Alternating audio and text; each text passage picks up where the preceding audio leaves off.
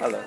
I'm sitting here in the middle of Bath, and Bath has been a tourism destination for at least 4,000 years. First of all, the Druids came, then the Romans came, and then after the Romans, the Georgians came in the 17th and 18th century.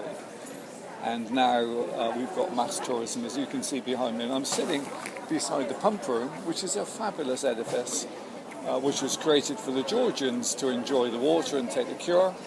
And behind that is the Roman baths, which is where the Romans used to have their massages and lie about eating grapes and things. And here I'm basically sitting on top of the spring that was revered by the Druids. They had a goddess that looked after it, the goddess of wisdom called Sulis. And then when the Romans came here, they changed the goddess a little bit. They called it Sulis Minerva, which is also a goddess of wisdom, which is actually what we need a bit at the moment. Anyway, the thing about Bath is that, as you can see from what I've said, that Bath depends for all of its tourism activity and 4,000 years of tourism activity on water. Just imagine if that water that we depend on, that the Druids revered and the Romans thought was the source of wisdom, was our enemy instead of our friend. In fact, over the last couple of years, we've seen some problems with water, particularly in the United Kingdom and Europe. Just over the hills here are the beautiful green Mendip Hills. There's the Severn Estuary, which is also dotted with pretty little resorts like Clevedon and Weston-super-Mare, facing the sea. And that Severn Estuary, the springtime, was pretty much drowned in water. The crops failed, etc., etc. And here we haven't had such a good time with water as you might imagine. Anyway, the argument is, and we go along with that argument, that not only is biodiversity and many other ecological things threatened by climate change, but obviously water is as well. Icebergs melt, sea level rises, you get storms, etc. Now, it's clear that we have to reduce our carbon emissions. And one of the major, although possibly not the biggest source of carbon emissions, is the tourism industry.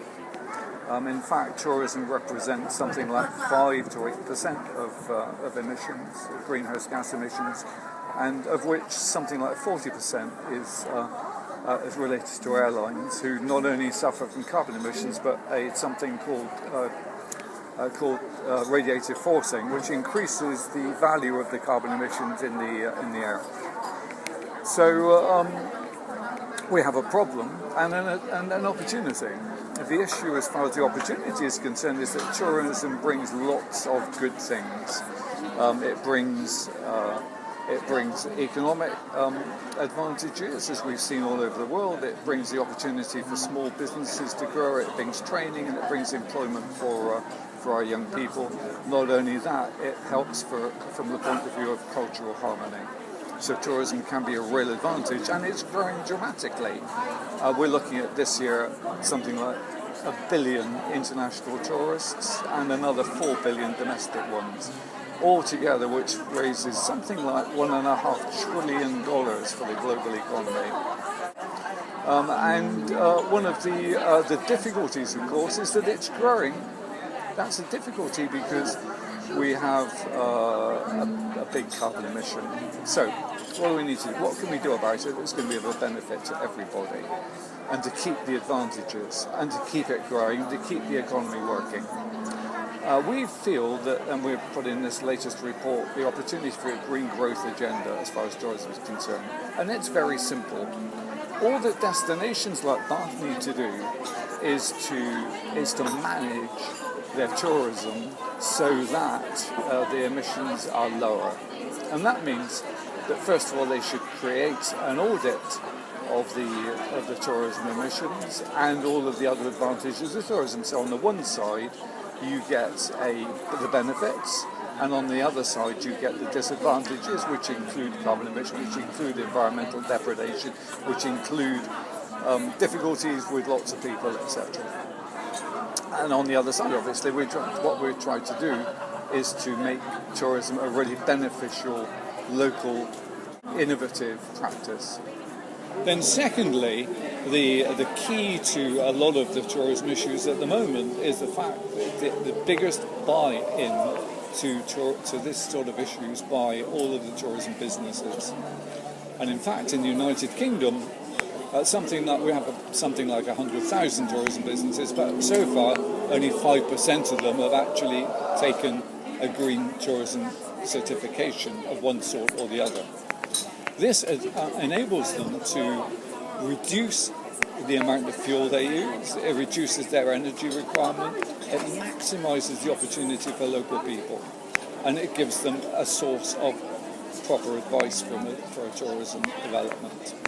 Green Growth Agenda involves the destinations, managing the tourism for the destination's advantage, and for the suppliers to make sure that their individual companies are maximising their opportunities from tourism. That's the Green Growth Agenda. That's the opportunity for the future as we see it. In that way, the tourism business can carry on expanding, but whilst it's expanding, it's still reducing the amount of carbon emissions that it employs. We need to make sure that we're not playing with fire. We need to make sure that we're getting the maximum value that we possibly can out of the tourism industry without its de-benefits. And that starts in destinations, and it starts in destinations taking on board a really green growth agenda. It's a balancing act, but it's a balancing act that has enormous beneficial opportunities for everybody, tourists and local communities alike.